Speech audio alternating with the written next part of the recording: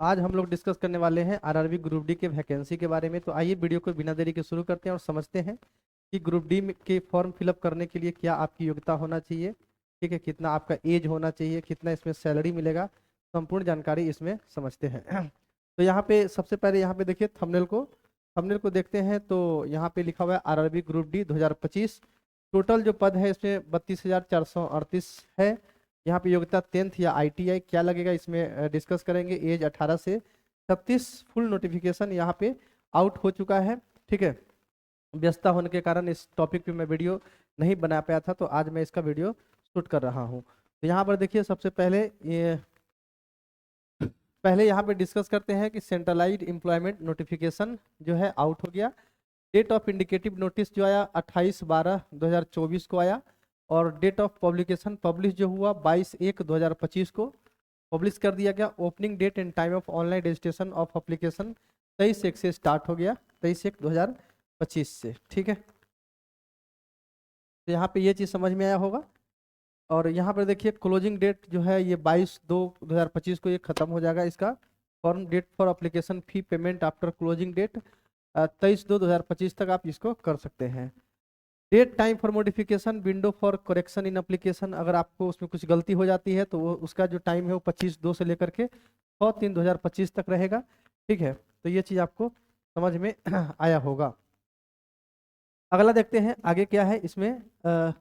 यहाँ पर देखिए तो RRB group D vacancy 2025 zone wise distribution, किस जोन में कितना वैकेंसी है ये चीज़ है। यहाँ पे रेलवे के बारे में यहाँ पे लिखा है vacancy. Western railway Mumbai zone से जो है 4,672 पोस्ट है।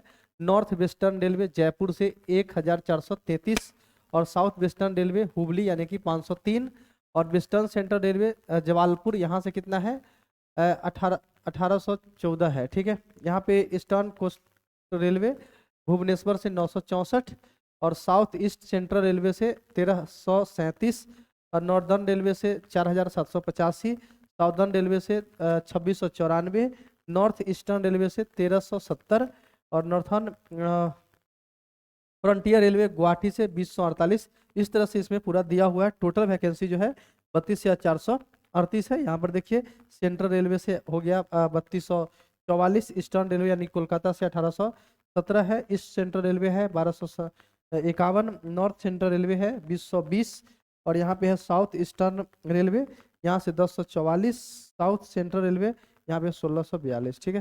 टोटल वैकेंसी है 32,438। आगे समझते हैं। यहाँ पर देखिए post various post in level of सेंथ CP पे मैट्रिक्स। इनिशियल पे जो है इसमें मतलब कितना मिलेगा, तो यहाँ पे मिलेगा 18,000 रुपया, ठीक है। मेडिकल स्टैंडर्ड एज पर एनेक्जर ए में मेडिकल स्टैंडर्ड कैसा किस तरह का मेडिकल स्टैंडर्ड आपको चाहिए वो एनेक्जर ए में समझाया हुआ है, उसको आगे समझेंगे। एज जो है एज यहाँ पे 18 से 36 साल उम्र होना चाहिए आपका। टोटल वैकेंसी यहाँ पे 32,438 है, ठीक है, 32,438। यहाँ पर देखिए आगे देखते हैं कि यहाँ पर देखिए for all candidate except the fee concession categories mention below at serial number 2 out of this fee RS5 और an amount of RS400 shall be refunded. आपको जो फॉर्म फिलअप कीजिएगा उसमें आपको 500 रुपये लगेंगे, ठीक है। उसमें से जो है 400 रुपया आपको रिफंड आ जाएगा, ठीक है, अकाउंट में रिफंड आ जाएगा। यदि आप PWD कैटेगरी से बिलोंग करते हैं, फीमेल है, ट्रांसजेंडर या एक्स सर्विसमैन है, तो आपको मात्र कितना लगेगा 250 रुपया लग जाएगा, ठीक है। SC ST हो गया, minority community, economically backward class EBC से है, तो आपको मात्र 250 रुपया लगेगा। This fee of 250 shall be refunded in due course और duly deducting bank charges as application on appearing in CVT, और ये भी 250 रुपया बाद में जो है आपको अकाउंट में रिफंड हो जाएगा। आगे देखते हैं। यहाँ पर देखिए पोस्ट लेवल 1 18 से 33 साल, लेवल 1 के लिए जो पोस्ट है उसके लिए जो उम्र है वो 18 से 33 साल तक है। एज अप्लीकेशन टू दिस 18 से 36, मतलब कि पहले जो था ये prescribed age in normal course ये 18 से 33 साल था, लेकिन कोरोना की वजह से इसका जो एज है ये रिलैक्सेशन 3 साल बढ़ा दिया है, 18 से 36 साल एज कर दिया गया है। ये चीज़ इसमें है। आप OBC नॉन क्रीमिलियर से है तो 3 साल का आपको एज का रिलैक्सेशन मिलेगा, यानी कि 36 साल तक का का भी कोई व्यक्ति है तो उसको नौकरी इसमें लग सकती है। और SC/ST से है तो उसको 5 साल का रिलैक्सेशन मिलेगा। बाकी एक्स सर्विसमैन है तो 3 years after deduction of length service from age. उसके बाद OBC है, OBC NCL आफ्टर, मतलब एक सर्विसमैन से आता है तो उसको 6 साल का रिलैक्सेशन मिलेगा। और यहाँ पे SC/ST है, यहाँ पे 8 साल का रिलैक्सेशन मिलेगा। ठीक है, तो यहाँ पे पूरा रिलैक्सेशन के बारे में यहाँ पर है, इसको आप देख लीजिएगा। आगे देखते हैं, यहाँ पर देखिए इसमें जो पोस्ट है, पोस्ट के बारे में यहाँ पे है कि कौन कौन से पोस्ट के लिए इसमें फिलअप होगा। तो यहाँ पे देखिए असिस्टेंट है, असिस्टेंट वर्कशॉप है, असिस्टेंट ब्रिज है, असिस्टेंट कैरियज एंड वैगन के पोस्ट पे आएगा। असिस्टेंट लोको शेड है, असिस्टेंट लोको शेड इलेक्ट्रिकल, और असिस्टेंट ऑफ ऑपरेशंस इलेक्ट्रिकल। ठीक है, तो ये चीज़ है। असिस्टेंट ऑपरेटर्स है यहाँ पे इलेक्ट्रिकल, यहाँ पे ये चीज़ हो जाएगा। ठीक है, यहाँ पर देखिएगा तो इसका सब डिपार्टमेंट के बारे में है। प्रोडक्शन यूनिट सिग्नल वर्कशॉप इसके असिस्टेंट में आता है। प्रोडक्शन यूनिट में वो काम कर सकता है, या सिग्नल में, या यहाँ पे वर्कशॉप में। ये चीज़ क्या होता है, इसको अगर आपको जानना है तो यूट्यूब पे सर्च मारिए प्रोडक्शन यूनिट सिग्नल। सिग्नल में काम करने के लिए होता है वर्कशॉप। ठीक है, ये सब सर्च मारिएगा, आपको पता चल जाएगा ये सारा चीज़। ठीक है, आगे है मैकेनिकल में, यहाँ पे वर्कशॉप आ जाएगा। यहाँ पे इंजीनियरिंग में ब्रिज आ जाएगा, carriage and wagon, diesel shed electrical shed. इस काम के बारे में आप यूट्यूब पे सर्च मारिएगा तो आपको आ जाएगा। ठीक है, उसके बाद है suitability for person with benchmark disability. यहाँ पे बेंचमार्क डिजेबिलिटी के बारे में ये पूरा यहाँ पे दे रखा है। ठीक है, आगे यहाँ पर समझते हैं। यहाँ देखिए एज ग्रुप 18 से 36 साल होना चाहिए। Upper limit of date of birth कितना चाहिए, 2/1/1989 से होना चाहिए। UR एंड EWS के लिए दिया है। ये OBC नॉन क्रीमी लेयर के लिए 2/1/1986 डेट ऑफ बर्थ होना चाहिए। ठीक है, इसे मतलब कि बैक नहीं होना चाहिए। SC/ST के लिए है 2/1/1984, और ऑल कम्युनिटीज 1/1/2007 है। ठीक है, तो ये चीज़ समझ में आया। अब यहाँ पर देखिए क्या लिखा है, candidate belonging to communities categories in the table at para 5 shall be eligible for age relaxation as per applicable. जो पैरा 5 में जो लिखा हुआ है उतना एज रिलैक्सेशन उसको मिलेगा।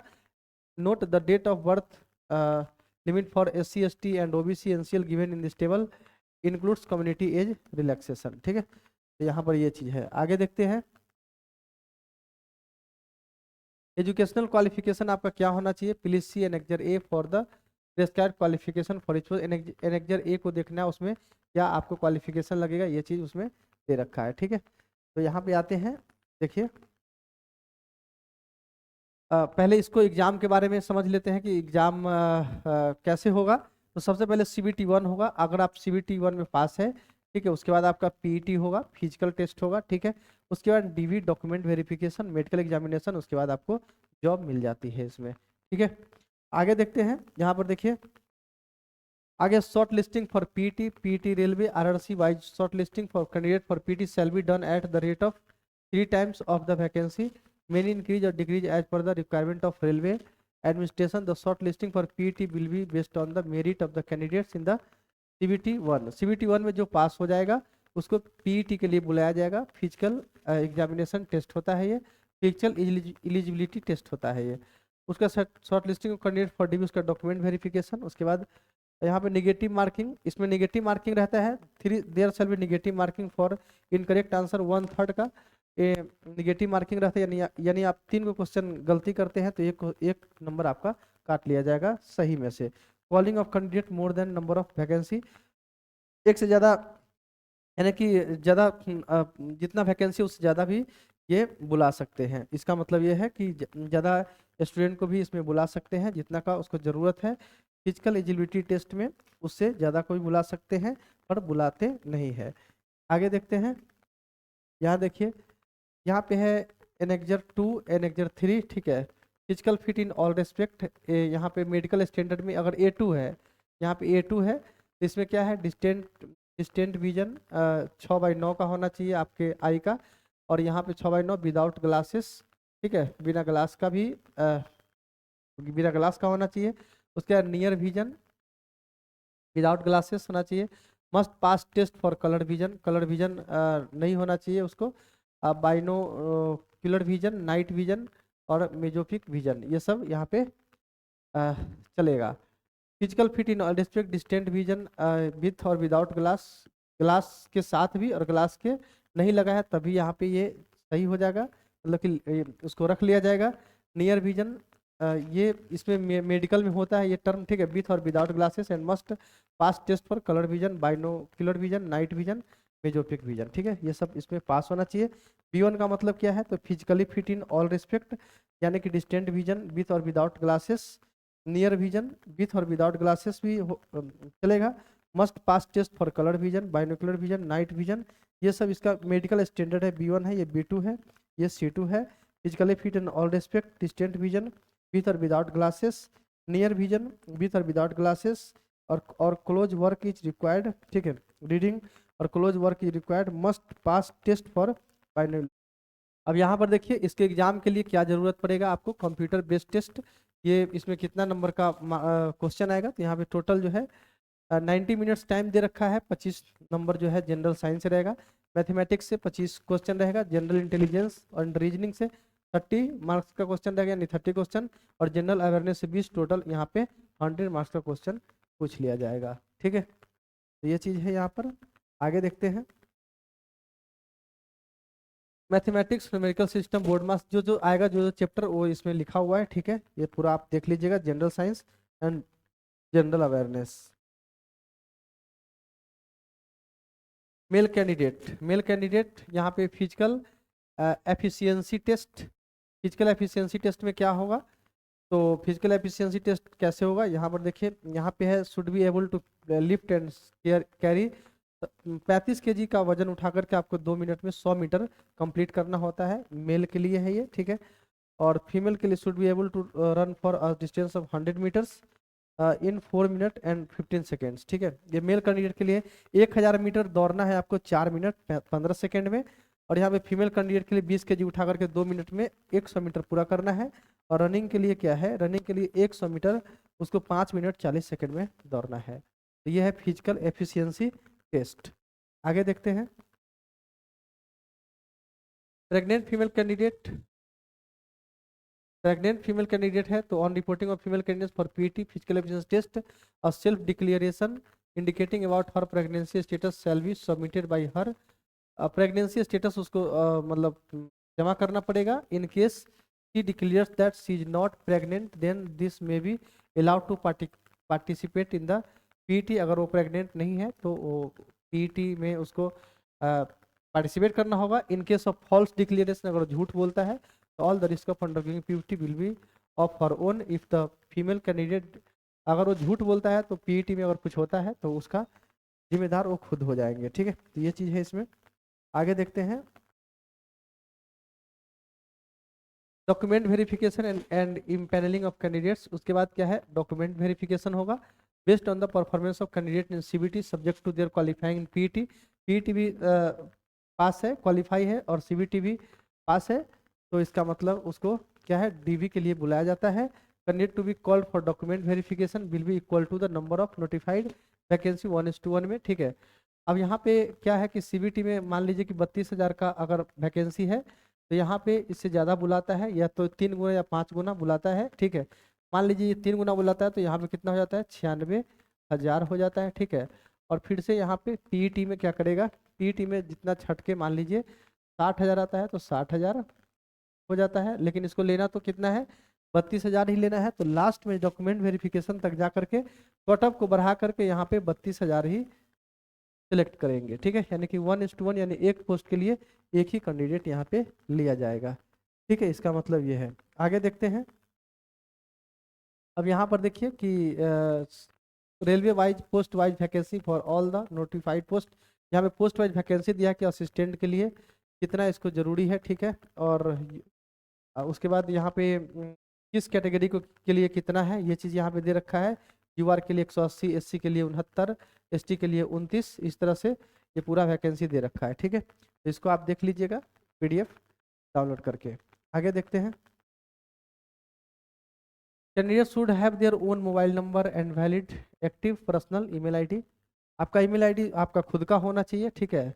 ये सब तो खुद का होता ही है। यहाँ पे देखिए helpline for candidate for any queries related to submission of online application 10 AM to 5 PM तक on all working days. Helpline number यहाँ पे दिया गया है, 10 बजे से आप 5 बजे तक इसको कॉल कर सकते हैं, कुछ भी अगर आपको हेल्प चाहिए तो, ठीक है। RRB shall not be responsible for candidate are not able to submit their online application within the last date for any reason और वाट एवर। जितना टाइम इसमें दिया गया है उसमें अगर आप एप्लीकेशन को सबमिट नहीं कर पाते हैं तो इसका जिम्मेदार आप खुद होंगे। तो ये था RRB ग्रुप डी के बारे में फुल जानकारी, ठीक है। तो मैं अब जो है नया बैच लेके आ रहा हूँ मैथ का, ठीक है, स्पेशल मैथमेटिक्स का। उसमें आप जुड़ना नहीं भूलिएगा।